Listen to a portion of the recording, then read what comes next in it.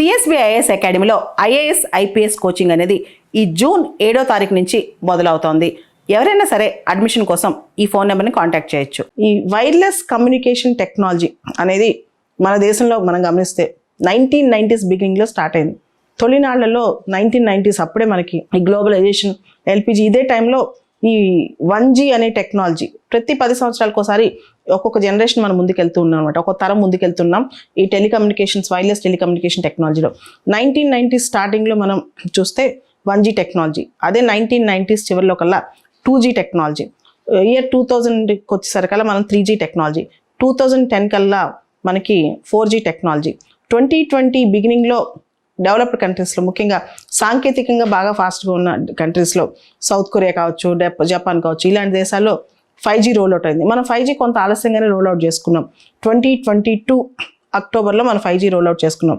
ఇప్పుడు 6G కనుక వస్తే మొత్తం ఇది టెలికాం రంగంలో ఒక విప్లవం అని చెప్పొచ్చు. మొత్తం 2030 కల్లా ఈ రీసెర్చ్ కానీ మొత్తం దీని ఆపరేషన్స్ని లాంచ్ చేసే వరకు చూసుకుంటే దాదాపు 63,000 crores 63,000 కోట్ల రూపాయలు ఖర్చు అవుతుందని అంచనా వేస్తున్నారు.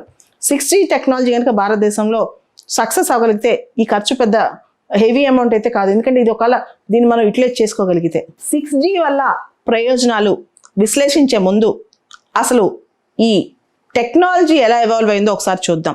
1G ఫస్ట్ జనరేషన్ టెక్నాలజీ ఇందాక చెప్పినట్టు ఎర్లీ 1990s. ఇది ఎనలాగ్ టెక్నాలజీ బేసికల్గా. దీని స్పీడు 50 kbps ఉండేదన్నమాట. తర్వాత 2G టెక్నాలజీ లేట్ 1990s. ఇది డిజిటల్ టెక్నాలజీ, ఇది నారో బ్యాండ్, దీని స్పీడు 250 kbps ఉండేది. ఆ తర్వాత 3G టెక్నాలజీ 2001లోంచి ఇది అమల్లోకి వచ్చింది, లాంచ్లోకి వచ్చింది. ఇది డిజిటల్ టెక్నాలజీ, ఇది బ్రాడ్ బ్యాండ్, దీని స్పీడ్ 384 kbps.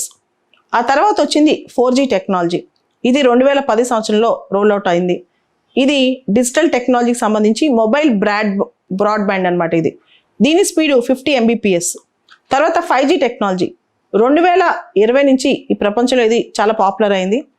ఇది డిజిటల్ టెక్నాలజీ, ఇది బ్యాండ్ విత్ యుబిక్యూటియస్ కనెక్టివిటీ, అంటే ఎక్కడి నుంచైనా ఎలా అయినా కనెక్టివిటీ చేసుకోవచ్చు, ఉబిక్యూటియస్ కనెక్టివిటీ అనమాట. ఈ 5G టెక్నాలజీ దీని యొక్క స్పీడ్ 20 gbps.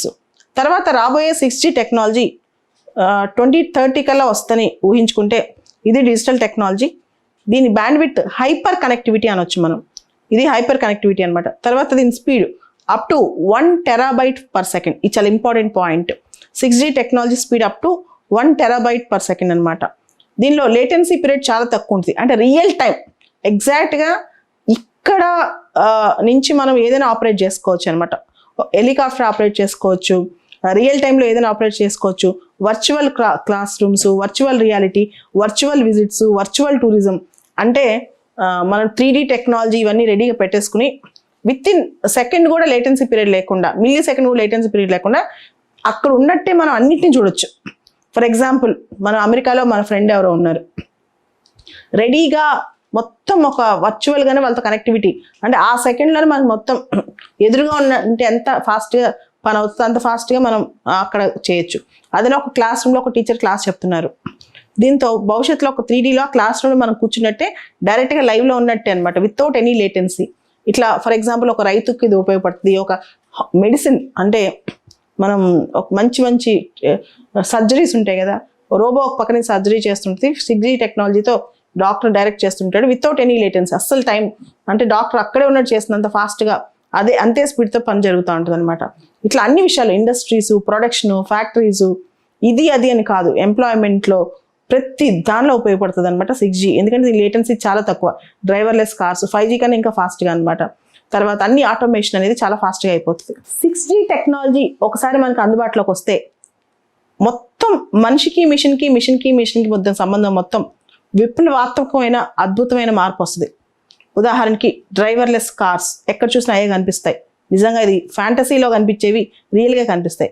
తర్వాత హోలోగ్రాఫిక్ కమ్యూనికేషన్స్, హోలోగ్రాఫిక్ రియాలిటీస్, అంటే ఒక మనిషి అక్కడ ఉండడు, ఒక పెద్ద CEO బోర్డ్ మీటింగ్ అటెండ్ అవ్వాలి, తను అక్కడ లేడు, ఎక్కడ అమెరికాలో ఉన్నాడు, కానీ ఆ 3D ప్రింటింగ్, ఆ 3D విజన్ టెక్నాలజీతో, 3D కంప్లీట్ విజన్ టెక్నాలజీతో ఆ వ్యక్తి అక్కడే ఉన్నట్టు, నిజంగా మీటింగ్ అటెండ్ అయినట్టు ఒక విజన్ క్రియేట్ అయిపోద్ది అనమాట. ఆ వ్యక్తి నిజంగా అక్కడ ఉన్నట్టే, ఇన్ పర్సన్ అక్కడ ఉండకపోవచ్చు ఫిజికల్గా, కానీ ఆ టెక్నాలజీలో అలానే కనపడతాడు. అదే హోలోగ్రామ్ టెక్నాలజీ అనమాట.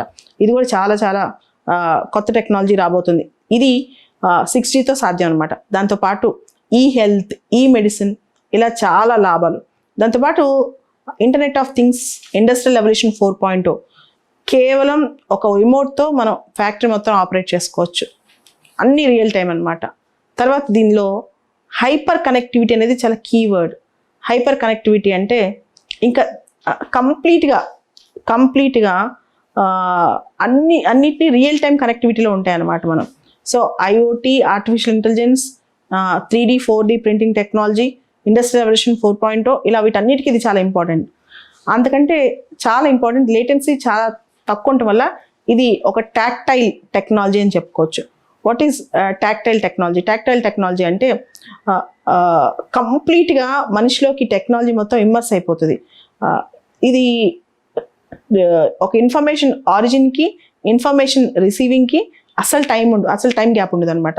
అస్సలు టైం గ్యాప్ ఉండదు. అంటే జస్ట్ ఒక మిల్లీ సెకండ్లోనే మనకు ఇన్ఫర్మేషన్ మొత్తం వస్తుంది. అంటే ఆ ఇన్ఫర్మేషన్ మన చేతిలో ఉన్నట్టు ఉంటుంది అనమాట.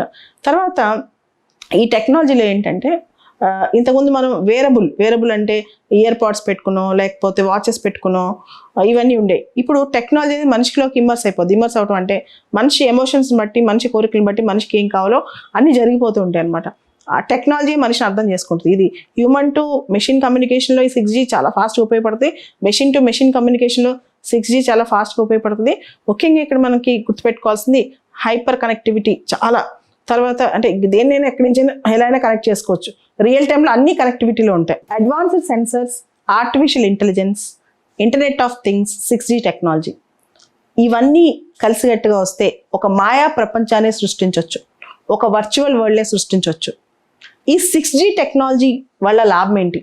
Law and order maintenance, traffic management, పెద్ద సిటీస్లో ట్రాఫిక్ ప్రాబ్లం, మీ అందరికీ తెలుసా, కంజెషన్ ప్రాబ్లం, ఇవన్నీ కూడా మేనేజ్ చేయొచ్చు. వాటర్ వే మేనేజ్మెంట్, తర్వాత హెల్త్ కేర్ కూడా చాలా ఇంపార్టెంట్. దీనిలో సిటిజన్కి గవర్నమెంట్కి మధ్య ఉన్న కమ్యూనికేషన్స్ చాలా తేలికైపోతాయి.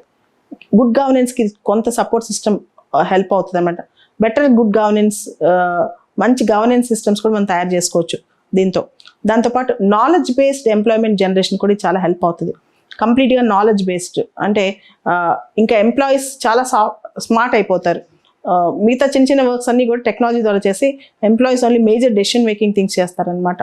సో మిషన్స్ మనిషి లైఫ్ని కంప్లీట్గా భారతదేశంలో, అంతెందుకు ఇండియాలో ఎడ్యుకేషన్ సిస్టంలో చాలా మార్పులు వస్తాయి. తర్వాత రూరల్, ముఖ్యంగా నాకు తెలిసి రూరల్ ఇండియాలో 6G వల్ల అయితే బ్రహ్మాండమైన మార్పులు. అది ఎట్లా ఉంటుందంటే రూరల్ ఇండియాలో ఇప్పటివరకు వల్నరబుల్ గాను, కనెక్టివిటీ తక్కువగాను ఉన్నాయి. అలాంటిది ఇప్పుడు పూర్తి స్థాయిలో అగ్రికల్చర్ కావచ్చు, హెల్త్ కేర్ కావచ్చు, even road management, real time, ప్రతిదీ ఇంకా రియల్ టైం అడ్మినిస్ట్రేషన్ వెళ్తుంది అనమాట. ఎక్కడ ఏమో ఏది జరిగినా వితిన్ నో టైం గవర్నమెంట్కి అది అందుద్ది అనమాట. అయితే దీనిలో ఒక చిన్న కాషన్ కూడా మనం పాటించాలి. 5G టెక్నాలజీ రోల్ అవుట్ అయినప్పుడు దాని మీద కొన్ని అపోహలు, విమర్శలు కూడా వచ్చాయి. దాని నుంచి రేడియేషన్ ఎక్కువ వస్తుంది, దానివల్ల పక్షులు, ఇతర ప్రాణులకు హాని, దాంతోపాటు ఎనర్జీ ఎక్కువ కావాలి కాబట్టి 5G టెక్నాలజీకి దానిలోంచి కార్బన్ ఫుట్ ప్రింట్ పెరుగుద్ది, దానికి సంబంధించి కార్బన్ ఎమిషన్స్ పెరుగుతాయని. సో ఇట్లాంటివి 6Gలో రాకుండా ముందే 6G should be affordable, efficient, at the same time sustainable, అంటే ఎకో ఫ్రెండ్లీ. ఈ ద్వారా 6Gని తీసుకొస్తే ఇంకొంత 6G సుస్థిరంగా కొంతకాలం మనం దాని యొక్క ఫలితాలను వాడుకునే, దానిపైన ఎటువంటి విమర్శ లేకుండా, దానిపైన ఎటువంటి సైడ్ ఎఫెక్ట్స్ లేకుండా దాని యొక్క ఫ్రూట్స్ని వాడుకునే అవకాశం ఉంటుంది. CSB IAS అకాడమీలో IAS IPS కోచింగ్ అనేది ఈ జూన్ 7వ తారీఖు నుంచి మొదలవుతోంది. ఎవరైనా సరే అడ్మిషన్ కోసం ఈ ఫోన్ నెంబర్ని కాంటాక్ట్ చేయొచ్చు.